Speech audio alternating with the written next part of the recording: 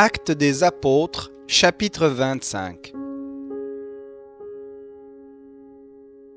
3 jours après son arrivée dans la province, Festus monta de Césarée à Jérusalem. Les principaux sacrificateurs et les notables d'entre les Juifs portèrent plainte auprès de lui contre Paul.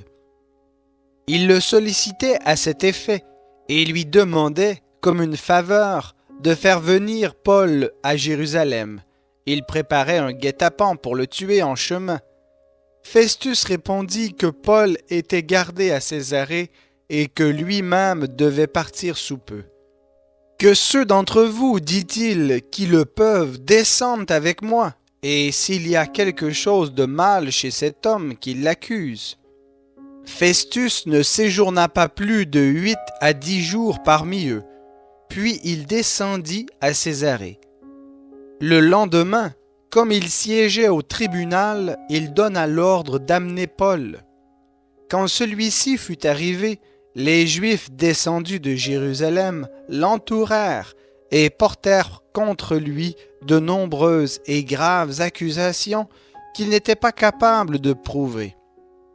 Paul dit pour sa défense, « Je n'ai péché en rien, ni contre la loi des Juifs, ni contre le temple, ni contre César. » Festus, qui voulait s'assurer les bonnes grâces des Juifs, répondit à Paul, « Veux-tu monter à Jérusalem pour y être jugé là-dessus devant moi? » Paul dit, « Je me tiens devant le tribunal de César, et c'est là que je dois être jugé.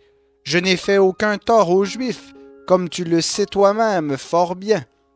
Si j'ai des torts, et si j'ai commis quelque action digne de mort, je ne refuse pas de mourir. Mais s'il n'y a rien de vrai dans leurs accusations contre moi, personne ne peut me livrer à eux. J'en appelle à César. » Alors Festus, après avoir délibéré avec le conseil, répondit, « Tu en as appelé à César, tu iras devant César. » Quelques jours après, le roi Agrippa et Bérénice arrivèrent à Césarée pour saluer Festus. Comme il passait là plusieurs jours, Festus exposa au roi le cas de Paul et dit, « Félix a laissé prisonnier un homme, contre qui, lorsque j'étais à Jérusalem, les principaux sacrificateurs et les anciens des Juifs ont porté plainte pour demander sa condamnation.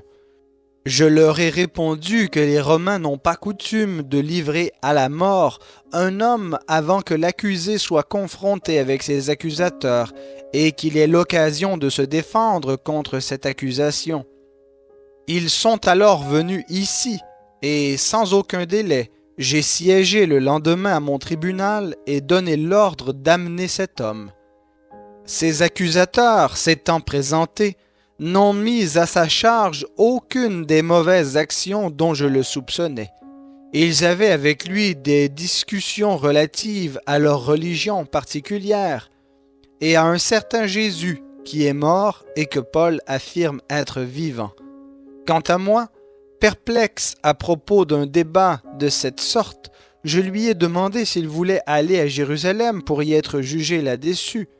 Mais Paul a fait appel pour que sa cause soit réservée à la compétence de l'empereur, et j'ai donné l'ordre de le garder jusqu'à ce que je l'envoie à César.